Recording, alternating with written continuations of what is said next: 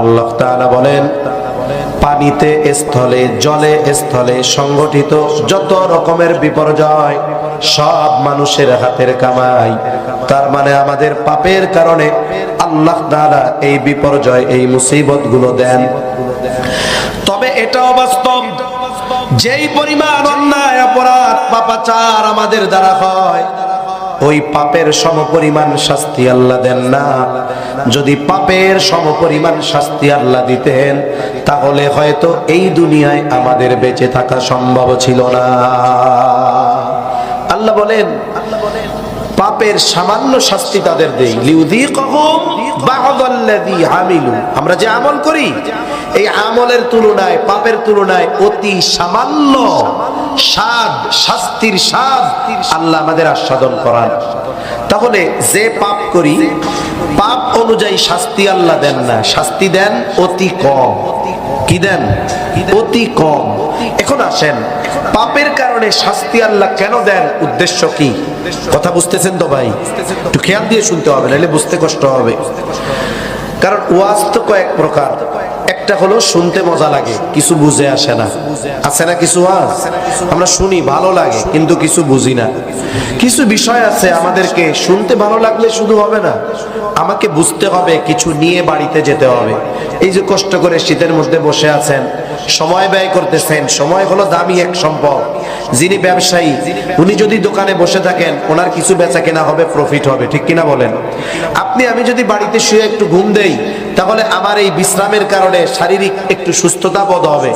তা এখানে বসে আছি, শুধু যদি মজাই লাগাই, কিছু যদি না বুঝি আর না নিয়ে যাই, তাহলে এটা তো আমাদের লস, ঠিক না? লস। তাহলে আল্লাহ তাআলা শাস্তি কেন দেন? মনে করেন একজন ছাত্র অন্যায় করছে, অথবা সন্তান অন্যায় করেছে। এখন ওস্তাদ শাস্তি দিয়েছেন, বাবা শাস্তি দিয়েছেন। শাস্তি দেওয়ার উদ্দেশ্য তাকে ব্যথা দেওয়া নয়, তাকে মেরে ফেলা নয়, বরং শাস্তি দেওয়ার উদ্দেশ্য হলো ওই অন্যায়টা সে যেন আর না করে। এখন দেখা গেল বাপ যেই অপরাধের কারণে শাস্তি দিছে, শাস্তির পরে ওর অপরাধ কমে নাই, আরো বাড়ছে। এখন বলেন তো, বাপ রাগ হইয়া পরে যে আবার শাস্তি দিবে, এই শাস্তির মাত্রা প্রথমবারের চাইতে বেশি হবে না কম হবে? এবার একটু খেয়াল দেন। তাহলে ভূমিকম্প কেন হয়? বলেন পাপের কারণে। জোরে জোরে জোরে জোরে। কিসের কারণে? কাদের? বলেন আমাদের পাপের কারণে। আমাদের পাপের কারণে আল্লাহ তাআলা 5.7 মাত্রার ভূমিকম্প দিছে। এখন দিলেন কেন? এই ভূমিকম্প দেওয়ার উদ্দেশ্য হলো ধ্বংস করে দেওয়া নয়, উদ্দেশ্য হলো লাআল্লাহুম ইয়ারজিউন, যাতে করে পাপ থেকে আমরা ফিরি। এখন বলেন তো, 5.7 মাত্রার ভূমিকম্প যখন হইল, ওই সময় ঢাকা শহরে যারা ছিল, কি আর্তনাদ, কি কান্নাকাটি, দৌড়াদৌড়ি, আত্মচিৎকার, সব কেমন যেন আল্লাহরে ছাড়া কাউরে চিনে না। কিন্তু 10 দিনও হয় নাই, 10-11 দিনও হয় নাই। বলেন তো, ভূমিকম্প হওয়ার পর মসজিদে মুসল্লি কি আগের চেয়ে অনেক বাড়ছে? জোরে বলেন না। তাহলে যারা আসতে বলতেছেন তাদের এলাকায় মুসল্লি মনে হয় বাড়ছে। জোরে কোন বাড়ছে? চায়ের দোকানের আড্ডা কি কমছে?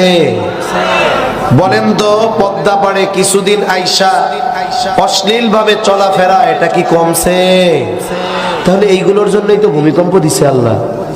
তার মানে এইগুলো কমে নাই, তাই তো? তার মানে অপেক্ষায় থাকেন, এর পরেরটা হবে ঠিক উল্টা, 7.5। অপেক্ষায় থাকেন।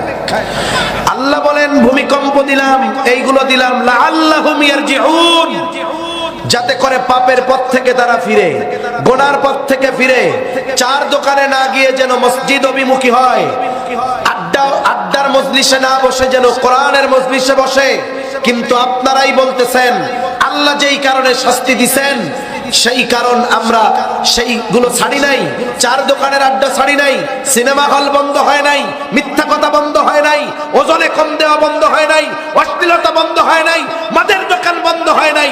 অপেক্ষা করেন, এরপরের তার মাত্রা আরো বাড়বে, বই কি কমবে না। কারণ এটা এমন এক মুসিবত, দুনিয়ার কোন প্রযুক্তি আগের থেকে প্রস্তুতি নেওয়াতে পারবে না যে ভূমিকম্প আধা ঘন্টা পরে হবে, এখন সব ভাগো। স্বাভাবিকভাবে আবহাওয়াবিদরা আমাদের যদি কোনো ঘূর্ণিঝড় আসার সম্ভাবনা থাকে, স্যাটেলাইটের মাধ্যমে বাতাসের গতি আর ঘূর্ণিঝড়ের অবস্থান নির্ণয় করে বলেন যে এটা আগামীকাল রাত 10টা নাগাদ উপকূলে আঘাত হানতে পারে। এটা হয়তো প্রযুক্তির কল্যাণে একটা সম্ভাব্য সময় বলে দিতে পারে, কিন্তু ভূমিকম্প এমন এক মুসিবত, এক সেকেন্ড আগেও পৃথিবীর কোন প্রযুক্তি বলতে পারে না যে একটু পরে ভূমিকম্প হবে। কিন্তু দেখুন কি হয়েছে, তুরস্কে ভূমিকম্প হয়েছিল, কি অবস্থা হয়েছে।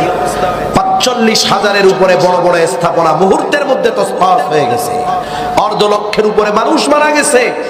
আল্লাহর শুকর, এদেশের ঢাকা শহর মসজিদের শহর, হেফজখানার শহর। ঢাকা শহরে এমন বিল্ডিং আছে, এক বিল্ডিং এ 3টা হেফজখানা আছে।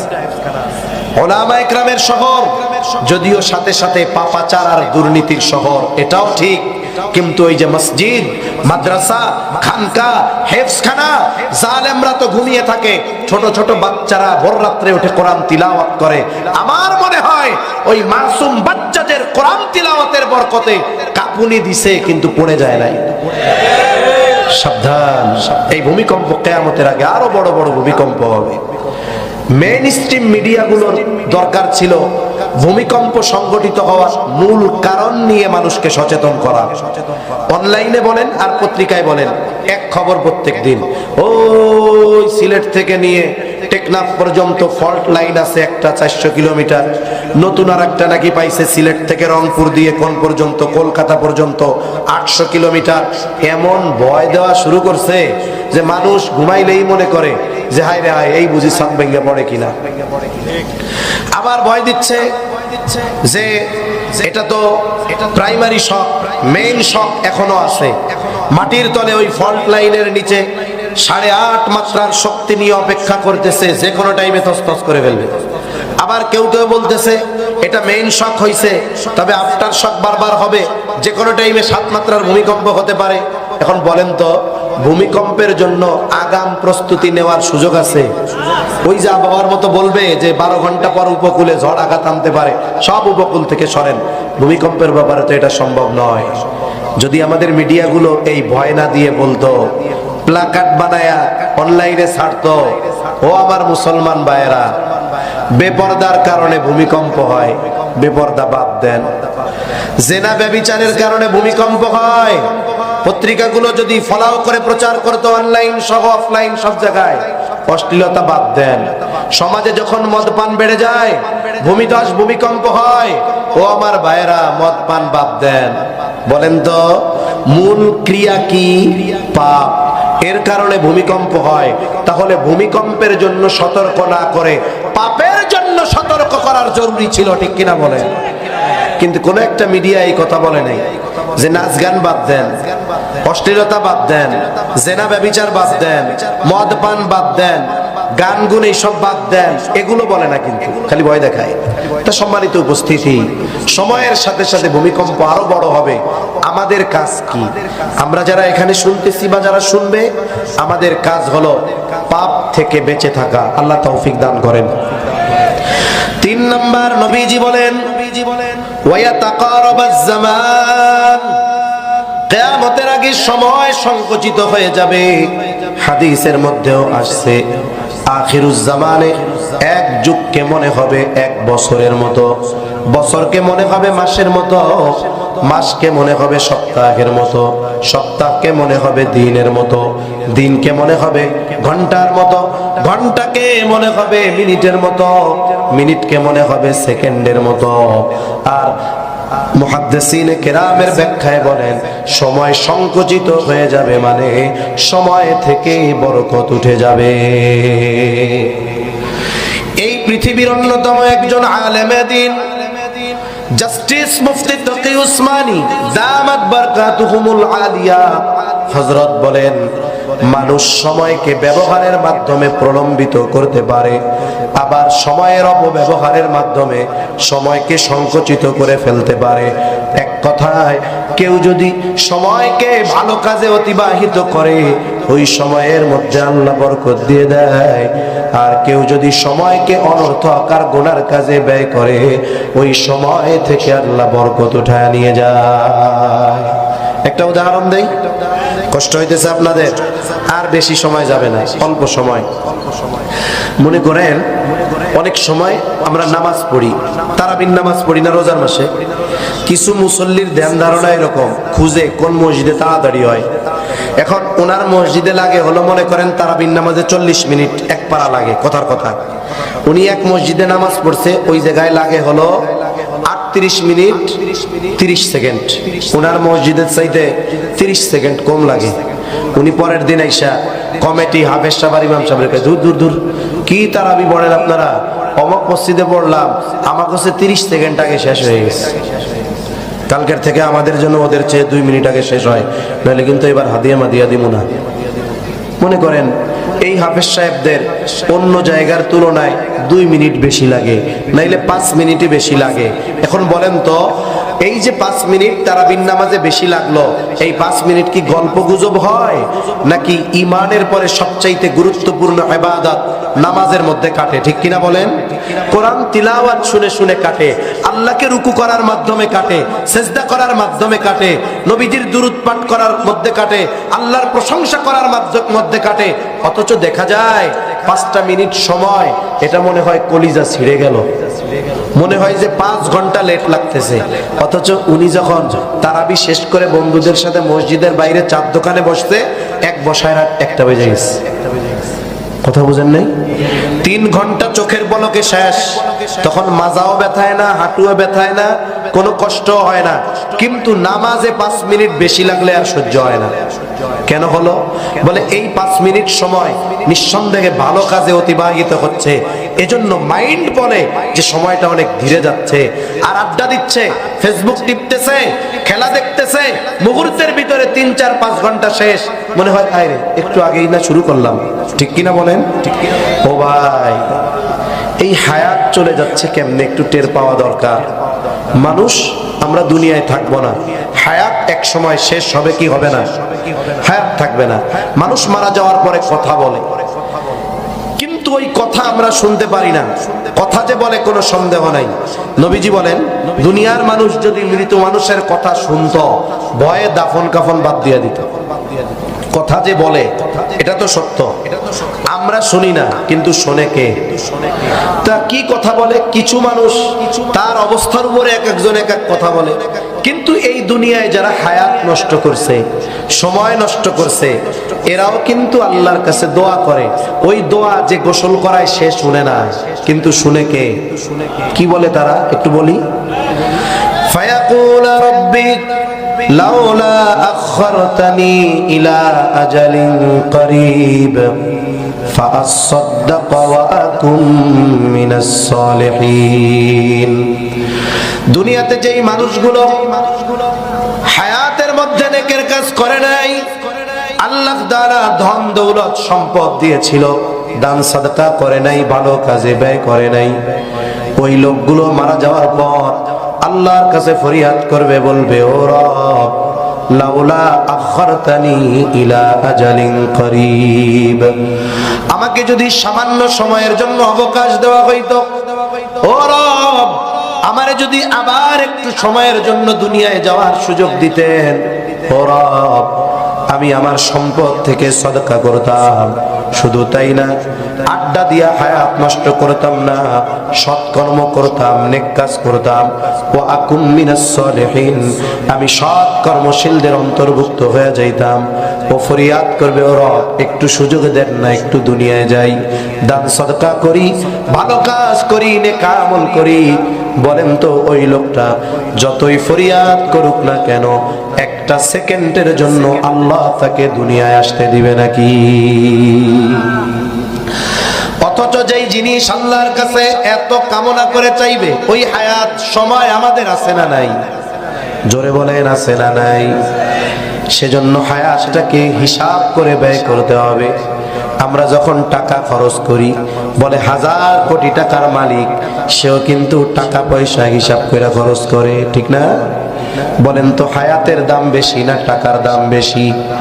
আরে হায়াত থাকলে টাকা ইনকাম করা যাবে, হায়াত না থাকলে করা যাবে না। কি জোরে কর।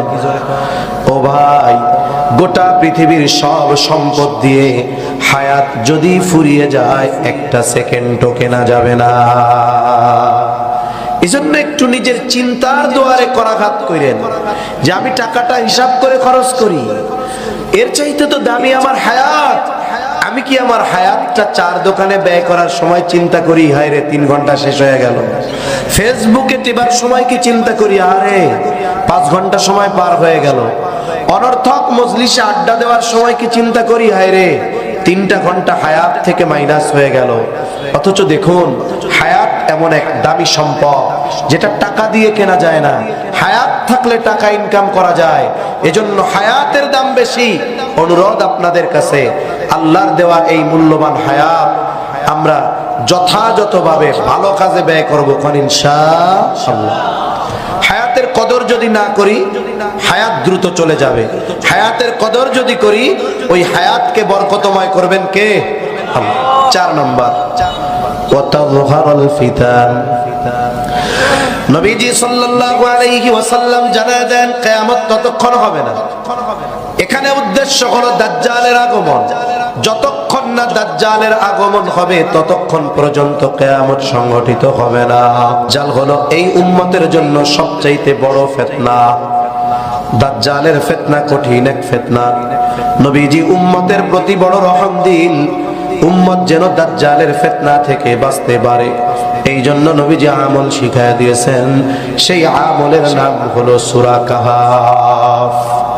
15 পারা একটা সূরা আছে, সূরার নাম হলো সূরা কাহাফ।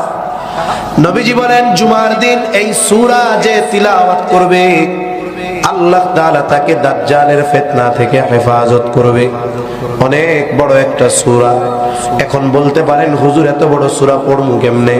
অসুবিধা নাই, নবীজি আর হাদিসের মধ্যে জানায় দেন যে এই ব্যক্তি জুমার দিন সূরা কাহাফের 10 আয়াত তিলাওয়াত করবে, আল্লাহ তাআলা তাকে দাজ্জালের ফিতনা থেকে হেফাজত করবে। এখন আপনি পড়তে পারেন না, আপনার মসজিদের ইমাম সাহেব উনি পড়তে পারে তো পারে, তাহলে আপনি ইমাম সাহেবরে কোন যে হুজুর সূরা কাহাফের আমলটা এখন আমাদের শুদ্ধ না, পড়তেও পারি না, আপনি একটু নামাজের পরে একটু আমাদের 10 আয়াত তিলাওয়াত করে শোনায় দেন, 1 পৃষ্ঠারও কম। ইমাম সাহেবদেরকে আমরা বেতন বাড়াই আর না বাড়াই, বুঝেন নাই? ইমাম সাহেবের বেতন বাড়ুক আর না বাড়ুক, কিন্তু আমরা ইমাম সাহেবদেরকে যদি বলি এরকম, ইমাম সাহেব খুশি হবে। চিন্তা করবে না যে বেতন বাড়ায় না, সুযোগ একটা পাইছি, হ্যাঁ সূরা কাহাফ শোনাইতে পারি, বেতন বাড়াইতে হবে। এ কথা কি ইমাম সাহেবরা বলবে? বলবে না। মুন্সিগঞ্জের মানুষ ভালো, বাংলাদেশে যত জায়গায় আছে প্রত্যন্ত অঞ্চলে, গ্রাম অঞ্চলে, আমার মনে হয় মুন্সিগঞ্জ অঞ্চলের মানুষ ইমাম সাহেব ওলামায়ে কেরামকে রেসপেক্ট বেশি করে, সম্মান বেশি করে। এটা বাস্তব। অনেক জায়গায় গ্রাম অঞ্চলে টঙ্গিবাড়ি মঙ্গিবাড়ি ওই দিক দিয়ে কয়েকটা মসজিদে আমি খোঁজ নিছি, ওই এলাকার মধ্যে ইমাম সাহেবের যা বেতন, ঢাকা শহরের প্রসিদ্ধ জায়গায় ইমামের বেতন এত না। আর অনেকে কয় হুজুর বেতন যা দেওয়া লাগে না, মনে মনে কই সরকারি চাকরিজীবীরা না এই কথা কয়, বুঝেন নাই? যারা সরকারি চাকরি করে ওটা যদি পিয়নও হয়, অনেকে এসে কয় হুজুর আলহামদুলিল্লাহ হুজুর আমার বেতনেও হাত দেওয়া লাগে না। বেতনে হাত দেওয়া লাগে না চলেন কেমনে? তার মানে ঘুষের টাকা দিয়ে চলে। তাই ইমাম সাহেব বেতনে হাত দেওয়া লাগে না কেন? কয় হুজুর 30 দিনের 32 দিনই দাওয়াত থাকে, তার মানে 2-1টা বাদ দেওয়া লাগে। এরপরে কি বলে, মুসল্লিরা খুব ভালো, দাওয়াতে নিয়ে শুধু খাওয়ায় তা না, আসার সময় 500 টাকার নোট একটা কমপক্ষে গুইজা দেয়। এখন খাওয়ানো ভাই হাদিয়াও ভাই, আলহামদুলিল্লাহ যা বেতন তা ধরা থাকে। সারা দেশে ইমাম সাহেবরা বদনাম করে, মুন্সিগঞ্জের ইমাম সাহেবরা সুনাম করে। আল্লাহ তাআলা মুন্সিগঞ্জের লোকদের আরো বরকত দান করুক, বলি আমিন। তো ইমাম সাহেব বলবে না যে বেতন দেওয়া লাগবে, টাকা দেওয়া লাগবে, উনি আরো স্বতঃস্ফূর্ত ভাবে খুশি হবে, যায় রে আমার মুসল্লিরা আমলের প্রতি কত আগ্রহী। তা আপনি 1 সপ্তাহ 2 সপ্তাহ 5 সপ্তাহ 10 সপ্তাহ শুনতে শুনতে দেখবেন ওই 10 আয়াতের হাফেজ হয়ে গেছে, তখন তিলাওয়াত সহজ। দেখেন এই আমলটা কত গুরুত্বপূর্ণ। বুজুর্গানে দিন বলেন এই আমলটা কমপক্ষে সূরা কাহাফের প্রথম 10 আয়াত, এটা কত জরুরি আমল বানাবো। বলে বেঁচে থাকার জন্য শ্বাস প্রশ্বাস যেমন জরুরি, যারা রাত্রে খান নাই যদি চ্যালেঞ্জ দেন যে আজকে রাতে খাবো না, কাল সকালে খাবো না, দুপুরে খাবো ইনশাআল্লাহ, এই চ্যালেঞ্জে অধিকাংশ মানুষ জয়ী হবে। কিন্তু কেউ কি আছেন এই চ্যালেঞ্জ দিবেন যে হুজুর খাওন তো খাবো না, কিন্তু 1 ঘন্টা নাক মুখ 3 জনে মিলে ঠাইসা ধরবেন, আমি বাইসা থাকবো? এই চ্যালেঞ্জ কেউ নিবে? 5 মিনিটের আগে ওর জানাজা রেডি করা লাগবে। তাহলে বলেন, বেঁচে থাকার জন্য আল্লাহ তাআলা যে বিষয়গুলো অপরিহার্য করেছেন, এর মধ্যে খাবার দাবার জরুরি বেশি নাকি শ্বাস প্রশ্বাস জরুরি বেশি? এটা যেমন জরুরি, সূরা কাহফের আমল আমরা ওইরকম জরুরি বানাবো কোন ইনশাআল্লাহ। বুজুর্গানে দিন বলেন, দাজ্জাল আসবে, হঠাৎ করে আসবে তা না, আসার আগে প্রেক্ষাপট তৈরি হবে। একের পর এক ফিতনা আসবে। দাজ্জালের আগমনকে স্বাভাবিক করার জন্য এই ফিতনাগুলো আসবে। এই ফিতনাগুলো বড় বড় ফিতনা, সত্য মিথ্যা পার্থক্য করা কঠিন হবে, হক বাতিল চেনা কঠিন হবে। বুজুর্গানে দিন বলেন, এই সূরা কাহফের আমল যেই মানুষগুলো করবে, আশা করা যায় দাজ্জাল আগমনের আগে যত ফিতনা আসবে, এই আমলের বরকতে আল্লাহ তাআলা ওই আমলকারীকে ওই ফিতনাগুলো থেকে হেফাজত করবে ইনশাআল্লাহ। তাহলে আমলটা করব তো ইনশাআল্লাহ। 5 নাম্বার, ওয়াতাকসুরাল হারাজ, কিয়ামতের আগে হত্যাকাণ্ড বেড়ে যাবে। এই হত্যাকাণ্ড এত পরিমাণে বাড়বে যে হত্যাকারী জানবে না কেন এই বেটাকে হত্যা করলাম, আবার যাকে হত্যা করা হবে সেও জানবে না কেন আমাকে হত্যা করা হলো। নবীজি যখন বললেন কিয়ামতের আগে হারজ বাড়বে, সাহাবায়ে কেরাম জিজ্ঞাসা করলেন, ইয়া রাসূলুল্লাহ সাল্লাল্লাহু আলাইহি ওয়াসাল্লাম, আমরা প্রতি বছর যুদ্ধের ময়দানে অনেক মুশরিকদের হত্যা করি, এটা কি হারজ? নবীজি বলেন, না, এটা হারজ নয়। হারজের পরিচয় হাদিসের মধ্যে আসছে, ওয়াহুয়াল কাতলুল কাতল, এটা হলো পারস্পরিক হত্যাকাণ্ড। আর নবীজি বলেন, হারজ কি? হারজ হলো পারস্পরিক হত্যাকাণ্ড, যেখানে প্রতিবেশী প্রতিবেশীকে হত্যা করবে, চাচা ভাতিজাকে হত্যা করবে, বাগিনা মামাকে, মামা ভাগিনাকে হত্যা করবে। এর মানে মুসলমানদের অভ্যন্তরীণ হত্যাকাণ্ড বেড়ে যাবে। যেই হত্যা কাফের কর্তৃক মুসলমানদের অথবা মুসলমান কর্তৃক কাফেরদের মাঝে হবে না, বরং হবে কাদের কাদের মাঝে? মুসলমান মুসলমানের মাঝে। অনেক সময় আমরা আফসোসের স্বরে বলি যে গোটা পৃথিবীতে মুসলমানেরা মাজলুম, বাস্তবে মাজলুম। কিন্তু এটাও সত্য যে দৈনিক যদি কাফেরদের হাতে 100 মুসলমান হত্যাকাণ্ডের শিকার হয়, এর বিপরীতে গোটা দুনিয়ায় দৈনিক কমপক্ষে মুসলমানের হাতে মুসলমানের হত্যার সংখ্যা মিনিমাম 1000। এখন বলেন, কাফেররা আমাদের বেশি মারে না আমরা আমাদের বেশি মারি? এটাই হারজ। অথচ একজন মুসলমানকে অন্যায় ভাবে হত্যা করা কত বড় পাপ! একজন মুসলমানকে অন্যায় ভাবে হত্যা করা গোটা পৃথিবীর সব মানুষকে হত্যা করার মতো এক বড় জঘন্য পাপ। নবীজি এক হাদিসের মধ্যে বলেন, সিবাবুল মুমিনি ফুসুকুন ওয়া কিতালুহু কুফর। নবীজি বলেন, মুমিনকে গালি দেওয়া ফাসিকি, হত্যা করা কুফরি। হত্যা বহুদূর, গালি দেওয়া বহুদূর। আমরা আজকে থেকে এই ব্যাপারে দৃঢ় প্রতিজ্ঞাবদ্ধ হব যে আমরা আর মুমিন ভাইকে গালি দিব না, কথার দ্বারাও কষ্ট দিব না, পারি ইনশাআল্লাহ। আর এখনকার অবস্থা কি জানেন? ইয়াং জেনারেশনের মধ্যে এই জিনিসটা আমার খুব খারাপ লাগে। একটা সময় কেউ যদি কারো মা বাবাকে উদ্দেশ্য করে গালি দিত, প্রতিবাদ মুখর হয়ে যুবক বলতো, খবরদার, আমারে গালি দিবি দে, আমার বাপ মা তুইলা কোনো কথা বলবি না। আর এখন সবচাইতে ক্লোজ ফ্রেন্ড কোনটা জানেন? যে সবচাইতে ঘৃণিত বকা দিতে পারে ও হলো সবচেয়ে ক্লোজ ফ্রেন্ড। কি বকা দেয় আমি শুনাইতে চাচ্ছি না। ওর মা বোন তুইলা গালি দেয়, আর একজন যদি বলে তোরে এই কথা বললো, ও দাঁত 2 পাটি বাইর করে দিয়ে কয়, আমার ক্লোজ ফ্রেন্ড তো। তোর মা আর বোন রে তুইলা গালি দিছে তোর ক্লোজ ফ্রেন্ড। হ্যাঁ, ঘৃণা নাই? একটু আত্মমর্যাদা, গায়রত তোর মধ্যে নাই? আর তুই কেমন মুসলমান যে তুই তোর বন্ধুকে গালি দেস? অথচ ইমানদারের বন্ধুত্বের সম্পর্ক হবে কার খুশির জন্য? জোরে বলেন। হাদিসের মধ্যে আসছে এক মুমিন আর এক মুমিনকে ভালোবাসবে, বন্ধু বলবে তোমার সাথে আমার এই বন্ধুত্ব আল্লাহর সন্তুষ্টির জন্য। যেখানে বন্ধুত্বের সম্পর্ক আল্লাহর সন্তুষ্টির জন্য, সেখানে গালি থাকবে, অশ্লীলতা থাকবে।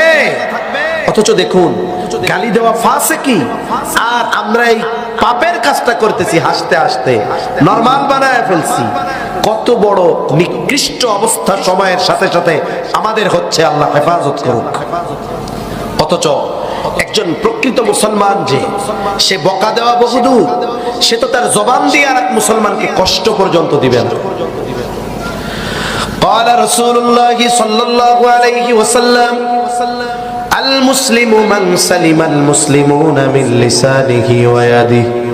5টা মিনিট আর সময় দেন। নবীজি বলেন, প্রকৃত মুসলমান হলো সে যার জবান আর হাতের অনিষ্ট থেকে অপর মুসলমান থাকে নিরাপদ। আমি প্রকৃত মুসলমান, এটা জাস্টিফাই কেমনে করব নিজেকে? আমি তাহাজ্জুদ পড়ি, আওয়াবিন পড়ি, ইশরাক পড়ি, নফল অনেক নামাজ পড়ি, রোজাগুলো ছাড়ি না, নফল রোজা। আমি মসজিদের সভাপতি, মাদ্রাসার সেক্রেটারি, কবরস্থানের ক্যাশিয়ার, সব ঠিক আছে, কিন্তু আমি মানুষকে বকা দেই, মানুষের গীবত করি। একটু হলেই আমার চেয়ে দুর্বল যারা, তাদের সাথে নিকৃষ্ট আর গর্হিত আচরণ করি। আল্লাহর কসম, আপনি আবেদ হতে পারেন, মুসলমান হতে পারেন না। নবীজির কাছে 2 জন মহিলার খবর আসছে। একজনের ব্যাপারে বলা হলো, ইয়া রাসূলুল্লাহ, এই মহিলা এমন কোন আমল নাই যেটা করে না, তার মানে ফরজ, ওয়াজিব, সুন্নাতে মুআক্কাদা, আওয়াবিন, ইশরাক, চাষ, তাহাজ্জুদের সালাত, সকাল সন্ধ্যার যত মামুলাত আছে সব করে, কোরআনের তিলাওয়াত করে, জবানে সব সময় তার জিকির থাকে। তবে একটা সমস্যা কি? বলে তার প্রতিবেশী আরেকজন আছে, তারে কষ্ট দেয়। আরেক মহিলা বলে আমল যা করলে, যা না করলে নয়, এর চেয়ে বেশি করে না। তার মানে ফরজ, ওয়াজিব, সুন্নাতে মুআক্কাদা এর বেশি করে না, জিকির আজগার করে না, তাহাজ্জুদ, তাওয়াবিন, ইশরাক আদায় করে না, নফল সিয়ামগুলো রাখে না। কিন্তু হ্যাঁ, ওই মহিলা তার প্রতিবেশীর সাথে ভালো আচরণ করে। ইয়া রাসূলুল্লাহ, এই 2 জনের মধ্যে কে উত্তম? নবীজি ওই তাহাজ্জুদ গুজারি মহিলার কথা বলেন নাই। নবীজি বলেন, যেই মহিলা তার প্রতিবেশীর সাথে ভালো আচরণ করে সে উত্তম। তাহলে বলেন, প্রকৃত মুসলমান আল্লাহর কাছে দামি শুধুমাত্র ইবাদতের মাধ্যমে হওয়া যায়? আচরণের মাধ্যমে হতে হয়। এজন্য উত্তম আখলাক, উত্তম আচরণ এর অনেক দাম। নবীজিকে জিজ্ঞাসা করা হলো, ইয়া রাসূলুল্লাহ, মিজানে সবচেয়ে ওজন হবে কোন জিনিস? নবীজি নামাজের কথা বলেন নাই, রোজার কথা বলেন নাই, হজের কথা বলেন নাই, যাকাতের কথা বলেন নাই। নবীজি বলেন, মিজানে সবচাইতে ওজন হবে উত্তম চরিত্র। এজন্য আমরা আমাদের চরিত্রকে পরিশুদ্ধ করব, মুসলিম অমুসলিম সবার সাথে ভালো আচরণ করব, জবান দিয়ে একজন মুসলিম ভাইকে অন্যায় ভাবেও কষ্ট দিব না, বকা জকা তো বহুদূর। এতটুকু নিয়ন্ত্রণ যদি আমরা নিজেরা নিজেদের করতে পারি, তাহলে দেখবেন সমাজে সংগঠিত 70% অনাকাঙ্ক্ষিত ঘটনা মুহূর্তের মধ্যে দাফন হয়ে যাবে, ঠিক কিনা বলেন? কিন্তু মুখ, এটারে ট্যাকেল দেওয়া বড় কঠিন। ট্যাকেল দিতে পারলে মুসলমান হওয়া সহজ। 6 নম্বর নবীজি বলেন, হাত্তা ইয়াকসুরা ফীকুমুল মাল ফায়াফিদু। নবীজি সাল্লাল্লাহু আলাইহি ওয়াসাল্লাম বলেন, ততক্ষণ পর্যন্ত কিয়ামত সংগঠিত হবে না যতক্ষণ না মানুষের মাল সম্পদ উপচিয়ে না পড়বে। মুহাদ্দিসিনে কেরাম বলেন, এই সময়টা আসবে ঈসা আলাইহিস সালাম পুনরায় যখন দুনিয়ায় আসবেন তখন। ঈসা আলাইহিস সালামের মূল প্রথম আগমন হয়ে গেছে, এখন হবে পুনরাগমন। এখন কি আগমন হবে? পুনরায় আগমন। মনে করেন একজন লোক এই বাইরেই কই, মনে করেন ভাই এখন আছে এই জায়গায়, রিঙ্কু ভাই না? হ্যাঁ, আমার সাথী ভাই, রিঙ্কু ভাই, এনার ডাক নাম আর কি এটা, আর ভালো নাম হলো আমিরুল ইসলাম। মুসল্লি টুসল্লি আসেনি আপনার এই জায়গায়? তাহলে গো কি রে, হুজুরের ডাক নাম রিঙ্কু ভাই, এটা জানলাম না তো। এটা তো জানবে ওনার কাছের লোকরা। তা যাই হোক, আমিনুল ইসলাম ভাই, মনে করেন কথার কথা, উনি এশার নামাজের পরে একবার আসছিলেন, মধ্যে উনি অনেক সময় আসেন নাই, আবার উনি আসলেন। এখন উনি আসার পরে আরেকজন ভাবছে উনি মনে হয় এখনই আসছে, তা উনারে বলা হলো, ভাই আপনি কি মাত্র আসছেন? তখন পাশে থেকে আরেকজন কি বলবে, না না না, উনি তো এশার নামাজের পরে আসছে, এখন হলো বাইরে গেছিল আবার আসছে। তার মানে কি, ওনার আগমন আগেই হয়েছে, এখন হয়েছে কি পুনরাগমন। ঈসা আলাইহিস সালামের মূল আগমন হয়ে গেছে, এখন আসবেন এটা পুনরাগমন। ওনার উপরে একটা কিতাব নাজিল হয়েছে যেটার নাম ইনজিল। উনি দুনিয়ায় এসে ইনজিলের দাওয়াত দিবেন না, কিসের দাওয়াত দিবেন? কোরআনের। ওনার অনুসারী যারা তারা খ্রিস্টান, উনি এসে খ্রিস্ট ধর্মের দাওয়াত দিবেন না, কোন ধর্মের দাওয়াত দিবেন? ইসলামের। দাজ্জাল যখন আসবে, আল্লাহ তাআলা ঈসা আলাইহিস সালামকে পাঠাবেন দাজ্জালকে হত্যা করার জন্য, উনি হত্যা করবেন, এরপরে কোরআনের দাওয়াত দিবেন, ইসলামের দাওয়াত দিবেন। এত পরিমাণ দাওয়াত প্রচার প্রসার হবে, একেবারে পৃথিবীর আনাচে কানাচে ইসলাম পৌঁছিয়ে যাবে। একজন মানুষও মুসলিম থাকবে না, একজন মানুষও মুনাফিক থাকবে না, যে মুখে বলবে মুসলমান ইমানদার, দিলে অন্য। না না, ঈমান তাকওয়া 100-এ 100 হবে, একটা মানুষও বেঈমান থাকবে না। আর আল্লাহর ওয়াদা, ওয়ালাউ আন্না আহলাল কুরা আমানু ওয়াত্তাকাউ লাফাতাহনা আলাইহিম বারাকাতিম মিনাস সামাই ওয়াল আরদ।